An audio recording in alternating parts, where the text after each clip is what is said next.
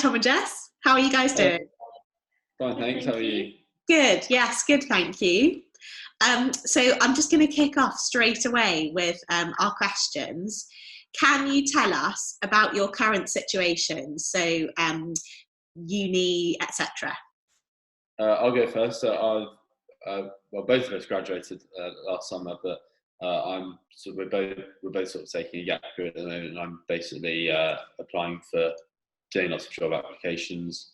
Hopefully, the pandemic won't get in the way too much, but we'll wait and see.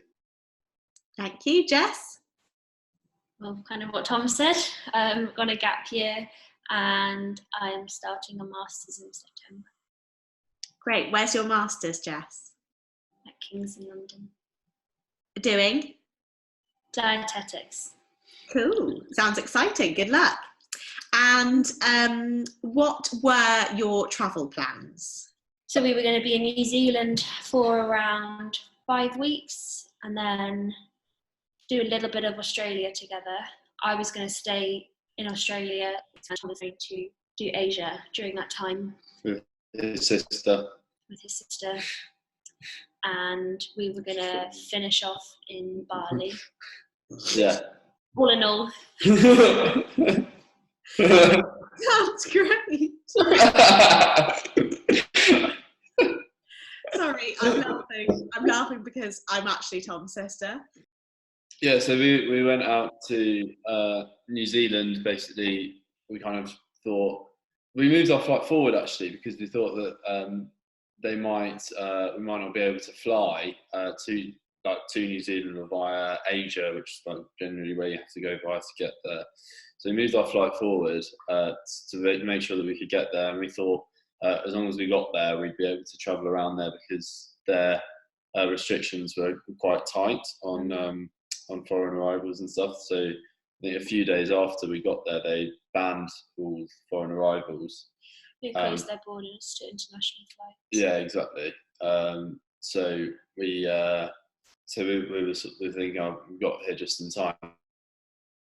14 days. So what we did was hired a fully self-contained camper van, and we planned to do our 14 days in that.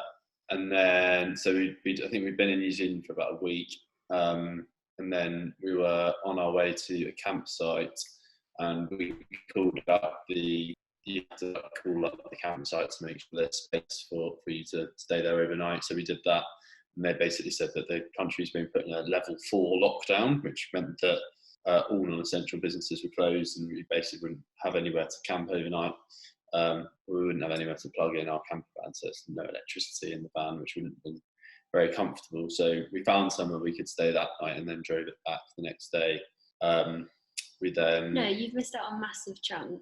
When we got to that campsite, we spent about 3 hours. I spent that time crying, and Tom and I were kind of taking it in turns trying to find flights, because there would be a flight, because we thought, oh, we're going to have to fly home tomorrow, so that we'd find a flight, and they were getting progressively more expensive. So when we first started looking, there was a flight for £800, and then by the time we stopped looking, the flights were around $4,000. Yeah. It's about $2,000. So yeah, we spent a lot of time booking flights. So we had a flight for the next day. Yeah, that's an important detail. I forgot. Blocked it out. Yeah, exactly. We booked a flight. I know, even though the date was on the 24th of March. Yeah. We booked a flight for the next day going home via Singapore. Singapore, we didn't know at the time we booked it. I don't know why we still allowed to book it, but they closed their borders. You weren't allowed transit through Singapore unless you weren't allowed transit through Singapore. Only people who get to Singapore were residents or citizens. So we weren't allowed. When we turned up at the airport the next day, we thought we wouldn't be allowed to get on the plane, and indeed we weren't allowed to get on the plane. That was on the 25th, and then so we found somewhere to stay in Auckland, and stayed there. Thought about booking a flight for the next few days, but they were all thousands and thousands of dollars. So we waited a little while, and then we eventually found one, decently priced one on the 20th of April, which went home via Malaysia. So we basically just chilled out in Auckland for a little while on lockdown before we could get that flight. How were you feeling through all of this? I mean, obviously it's so unpredictable and you didn't know one day to the next what was happening. How was that? How did that make you feel, both of you? I think after we went to the airport and they said, you can't get on the plane, after that it was kind of just, we kind of accepted that we were going to be there for a bit longer. Before then it was the most stressful because we were panicking, thinking we have to get out of the country, and it wasn't possible for us to leave. But then once they said, well, there aren't any routes home, we kind of were like, oh, I guess we do.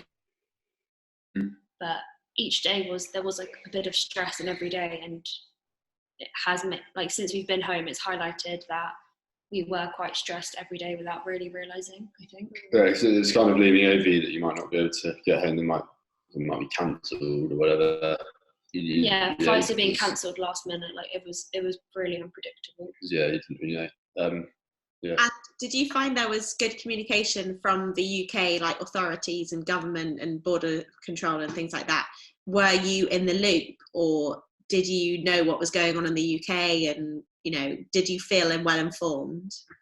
I think overall everyone was on a different page, because when we got to the airport, someone who was working, I think, for American Airlines or Singapore Airlines, kind of recommended us a flight home that wasn't possible, and that was also advertised online. So they were suggesting routes that weren't possible, like the borders were shut. But in terms of the UK government, we were on this list where we received emails from the British High Commissioner every evening, and they were quat helpful. Yeah, they were helpful. It wasn't so much, you mentioned what was going on in the UK, it wasn't so much about that. They weren't really letting us know what was happening there. It was mainly about conversations they were having with airlines to keep routes open and all that sort of stuff. What to do if you weren't in Auckland, which fortunately we were, because the New Zealand government, so if you were in the South Island needing to get to Auckland, you wouldn't have been able to for a period of time. So it was about how to get around those sorts of situations, what to do when you're in New Zealand, how to keep safe and that sort of stuff, accommodation and that. Yeah. And they offered there was a bit of a slip up with communication, because they offered a charter flight home and there was space on the plane, but they gave you, I think, an hour and a half to get to the airport. They gave you an hour and a half notice. When we went to the airport, when we went to the airport, we queued to get checked in for about 2 hours, 2.5 hours. So even if you got there within the hour and a half, you probably wouldn't actually get on the charter flight. And then once you found out that you were going to stay in Auckland for the foreseeable, what was that like? Did you settle in fairly quickly, or? I'd say we did. As Jess said, sort of we didn't really pay too much attention to the situation we were in, and sort of agreed when we'd have a look at flights, so we weren't constantly thinking about it. So yeah, we did settle into a bit of routine and stuff, so it was fine. Trying to keep myself busy. Yeah. What sort of thing did you get up to? So we went up to an extinct volcano a couple of times. That was lovely. It was quite interesting because as the days went on, the sky became really clear and the fog lifted. So each time we went up, you could see further out, which is really nice. And we went for nice runs. We went for runs along the boats. Mm-hmm. Yeah, just chilling. Read a lot, watched a few series of stuff. We watched Narcos. Which was good. Yeah. So we had plenty of stuff to watch and stuff. So and we baked a banana bread. You did. Hasn't everybody? I think everybody across the world has baked a banana bread in lockdown. So good that you're carrying on with the theme. Was it good? It was okay. It wasn't too bad. You can only buy gluten-free ones. Yeah, it was really weird. You can only weird. find gluten-free ones. But it was still nice. It's nice, yeah. Good. Nice. And Jess, my mum said that you did some online courses. Is that right? Yes, I did. I did one with the Johns Hopkins University in America. It's very and what was that on? It was about major depression in the population. There was a public health perspective approach, and I learned a lot. It was really, really interesting. And I've signed up for 2 others I need to complete. One is in gastronomy and the other one is the Yale University Science of Wellbeing. Wow, fascinating.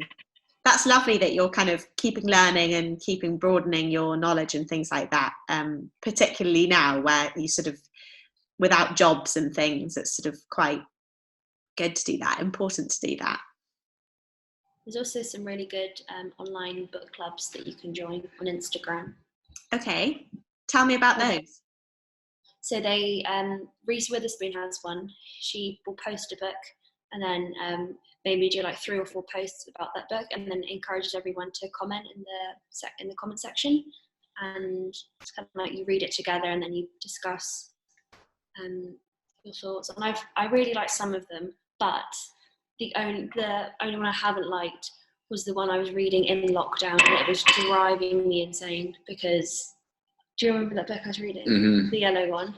Yeah, you've got to finish it if you start it. Yeah. But other than that book, it was really good, and it was fun to be a part of, like a community. Great, that sounds really good. Tom, what's on the bottom of your mug? I'm a I've just realised. Did you do that on purpose? No, I didn't. It's my other favourite mug. It's plain white, and then on the bottom. Oh goodness me!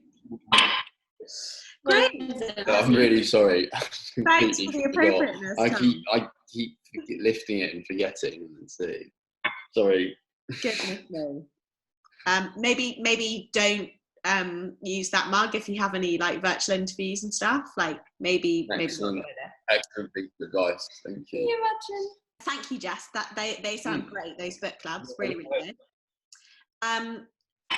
And how have you found keeping in touch with family and friends? I suppose through the whole time you were in New Zealand, was that easy, hard, sad, happy? Yeah, no, I've been keeping in touch with friends via Zoom quite a lot. Everyone's downloaded that. We've done like pub quizzes with family and friends. Actually, had a little catch up before and after, which has been really good fun. It also gives you something to do if you're designing the quiz yourself. I've spent far longer than I should have designing questions, so that's been quite fun. Yeah, exactly. Yeah. So, but yeah, no, it's been quite easy. I think everyone's adapted to it technologically. But I will say it was hard with the time difference. That's true. So when we were in New Zealand, we were 12 hours, then 13 hours, then 11 hours ahead. So 13, 12, 11, yeah. 13, 12, 11, because the time difference was changing in both here and New Zealand. So it meant that maybe at 3 o'clock in the morning, when it was 3 p.m. for us, if you were feeling a bit low, we had each other, and that was nice. But sometimes you do want to like pick up the phone and call your mum. But yeah, it kind of was also nice in a way because you woke up to messages because it was people's evening here, so we would wake up to lots of messages, and then you could look forward to talking to your family at the end of the day. But when Tom said that we had to park the camper van, at that point it was about 4 a.m. here, and we were really panicking, and everyone was asleep. But your parents, luckily, they stayed up. Yeah, they were awake lots of the time. They were amazing. It was so nice. But it's the time difference made it hard at times. Yes, I can imagine. It was kind of nice at the same time to be able to do all your sort of like communicating like at 2 times of the day. Yeah. Like you just not go on your phone at all for the whole day, and you wouldn't have to. So why did you decide to come back to the UK now when you did? We discussed that it was getting quite expensive living in Auckland for the sake of it, because we were having to pay for the accommodation, and that was also alongside the fact that things were changing so quickly, and flight routes that were possible that were costing thousands were slowly becoming unavailable. So the route via LA, as of now, you can't do it. No, I don't think so. I think because Virgin are having problems, so that was you had to get Virgin from LA to London. I think they've seriously curtailed that. Then Qatar stopped on the 17th of April. Malaysia stopped last week, so you're left with no options really. And while we thought, well, if New Zealand opens up, if they've got very few cases, that's not going to be for another at least a few weeks. Yeah. By that time, it's cold in New Zealand. A lot of the stuff we were planning to do was sort of relied on being outdoors in the sun and that sort of stuff. So we thought better to cut losses and come home really. Come home whilst it was still possible. Yeah. Instead of actually being stuck there. Yeah. And then because Tom was saying, like, there were charter flights, but we weren't high risk and we did have the means to come home. So if we were left with only charter flight options, we could have been there until June, July. I think they have actually done charter flights now. I'm not sure if everyone's left, but I know that they're starting to do them. But I mean, we weren't to know that really. That would have been taking a big risk. And well, the day we got home, panicking really. Do you remember the day that we landed? What? So we landed last Tuesday, and we were still receiving the British High Commission emails. Oh yeah. And we got an email in the evening saying there is a flight tomorrow for about a third of what we paid as a charter flight. We were like, oh. There was only one though. We wouldn't have, as you said, we wouldn't have put on that. Yeah. We wouldn't have put on that. But yeah, they have started doing them, which is good. Yeah, that's good. And so how long were you actually in Auckland for? Too long. About 2 years. 3 weeks? I think it was like 4 weeks. We were in New Zealand for a month. And we were only out of Auckland for a few days. So it was about 4 weeks. Yeah. Wow. And we weren't allowed to go in anywhere. So seen a lot of Auckland from the outside. So when we arrived, we were self-isolating. So we only really went to the supermarket. But that was, so we saw Auckland from the outside. Oh, guys. Worst parts, best parts of the whole experience? Worst part was probably when we realised that the lockdown was happening. We weren't able to like do the trip basically. The camper van was bloody breaking down. Oh yeah, we had some slight problems with our camper van, but that was fine in the end. But yeah, it was just all happened at once, so it wasn't very good. Hence the crying for 3 hours. Yeah. I think I'd have done that. Best part. Sorry? I think I'd have done that anyway. Crying. Yeah, of course. Best part, you were say fish and chips. I was going to say that like we when we did have our camper van, we did have a few good days of exploring like the Bay of Islands. It's a really nice bit to the north of Auckland. So we had a nice few days there. And also, I guess when we first arrived in Auckland, it was nice. We just walked around for ages, basically. Yeah. That was nice. When we had our camper van, we were able to, for our last night, which we didn't really know, it was our last night, we slept, kind of camped up on the beach. So when you opened up the door, the sand was literally like a jump away. And that was really nice. That was cool. And Jess, what would you say best and worst bits of the whole thing? Best bit was probably sleeping on the beach. That was really fun. And worst bit, actually the worst bit was when we weren't allowed to really go inside because we hadn't been there for 2 weeks and we got stuck in the rain. Do you remember that? It was like a torrential shower. Oh yeah. And we were so cold and we couldn't go back to where we were staying because the room wasn't ready until 2. So we decided to walk around for a bit and get some food and then go back, and it was like 11 o'clock and it was like a torrential rainstorm. So we were just stuck outside in the rain. We found some cover eventually. Yeah, that was good. Oh, guys, that's awful. And your flight, the flight itself, was it full or was it empty, or what were the sort of, how was it different to normal flying experience? Well, it was pretty full. I think one of the airline staff at the airport said it was about 95% full. So it didn't really feel any different to normal flying, to be honest. So the air stewardesses were wearing protective equipment. Yeah, that's true. And gloves. Everyone was wearing gloves. and masks. And I guess more passengers wearing masks as well. Yeah, at the airports. I mean, at Auckland Airport, there's like one like kiosk selling like a few sandwiches and a few drinks. Then Malaysia Airport, like Kuala Lumpur Airport, it was absolutely nothing. Yeah.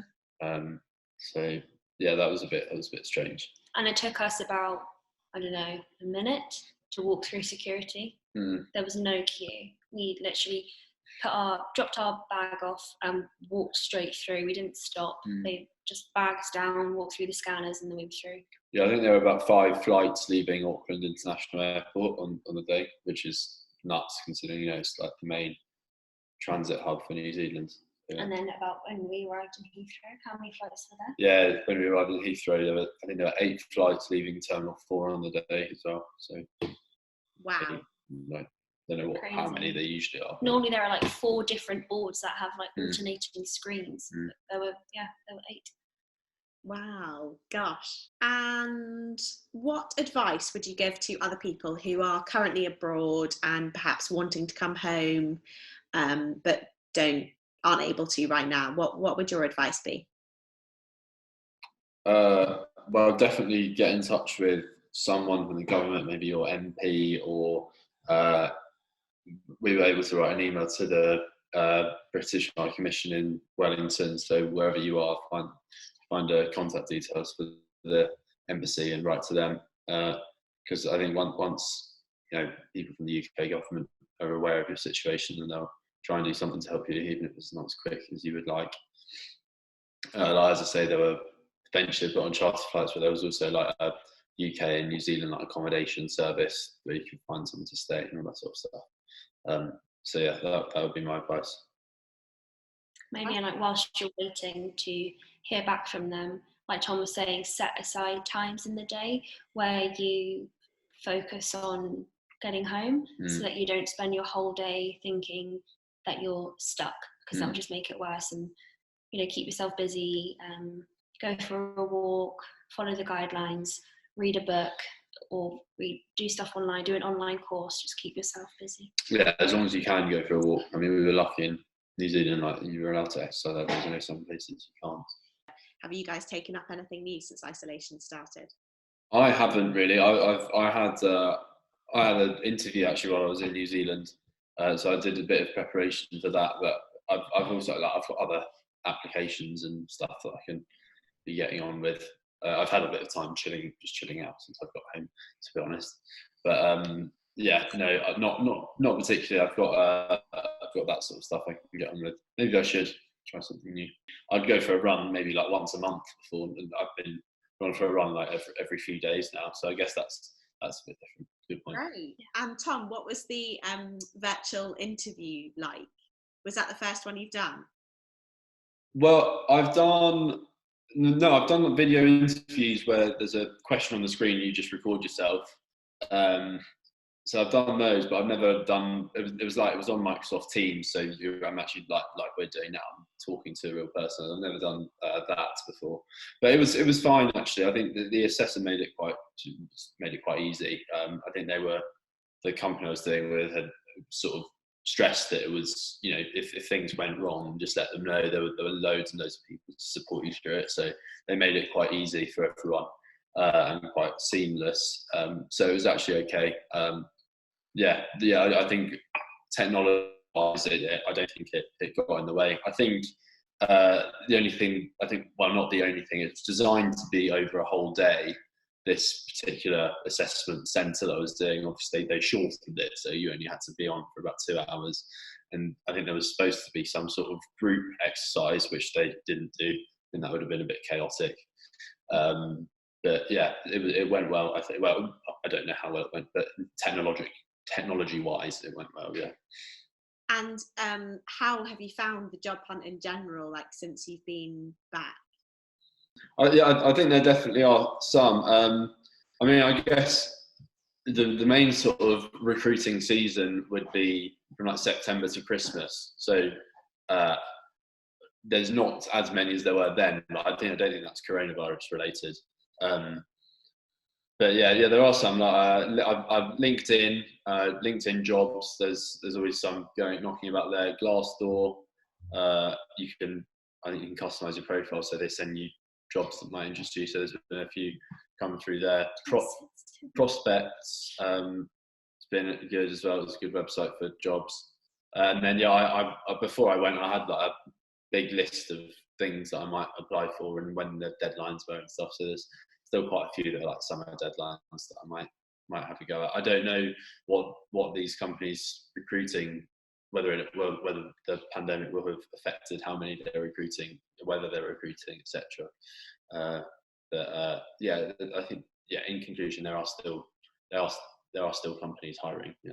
Well, I guess for most of the industries / companies that I'd be applying to, a lot of their work would be able to be done remotely. They're not necessarily in industries that would be directly impacted, or I mean, everyone's directly impacted, but they're not necessarily industries where they're losing all their customers or are completely unable to operate. So from that respect, I'm not worried. But as you say, they may be recruiting fewer people, might be more difficult. So yeah, no, I'm not necessarily worried about it, but realise that it does complicate things a bit, definitely. Sure. And Jess, have you tried anything new since isolation has started, apart from your amazing online courses that you were saying before? I've actually been trying a lot more yoga, which has been lovely.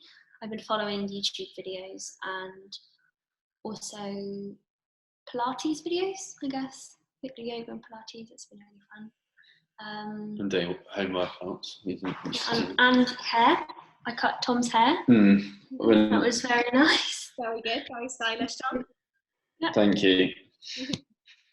Yeah, I had a bit of a disaster, but it was all good. I forgot to put the cover on the blade, so there's a bit at the back where there's no hair. But I think it's okay now. Yeah, it's fine. I was going to say it will grow back sooner or later. Yeah. And now that you're home or back in England on home turf, Jess, I know you haven't seen your family yet or anything, but how are you guys feeling generally? Feel happy. Yeah, fine. Yeah, all good. Yeah, feel much better than we felt in New Zealand, that's for sure. And coming home made you realise that. So it's really, really good. Yeah, it's been relaxing. Good. Well, lovely to have you back, and glad that you're both back safely and happily. Thank you. And thank you very, very much. Great answers, and thanks for your time. Thank you. You're very welcome. Thank you.